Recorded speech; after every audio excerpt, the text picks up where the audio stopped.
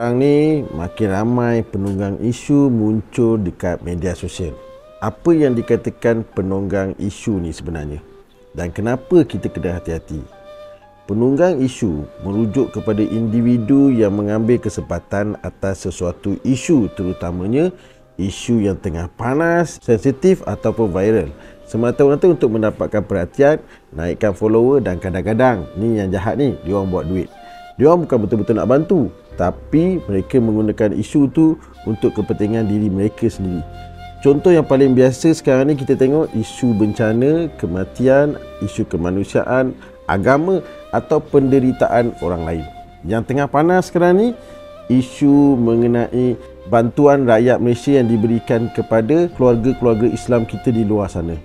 Banyak orang mengambil kesempatan membuat duit dengan cara menjual barang, produk, apa-apa saja, pakaian dan sebagainya lantaran isu yang sedang panas sekarang ini. Kadang-kadang dia buat video tu kononnya untuk bantu.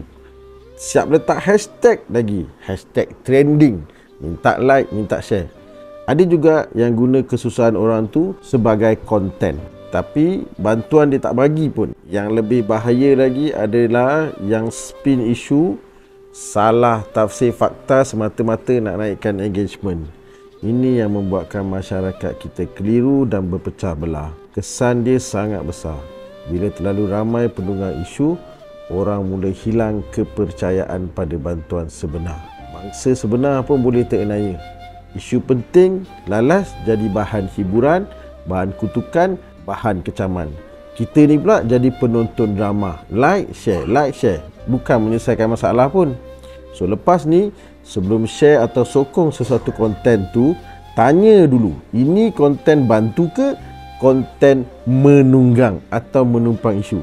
Kita sebagai pengguna media sosial kena dan harus bertanggungjawab. Kita kena angkat suara ataupun konten yang sebenar. Lagi jahat apabila orang-orang yang menunggang agama ni. Kita harus jadi penapis, penjemak, bukan penyebar. Sebab tak semua yang viral itu tulus, ikhlas dan jujur.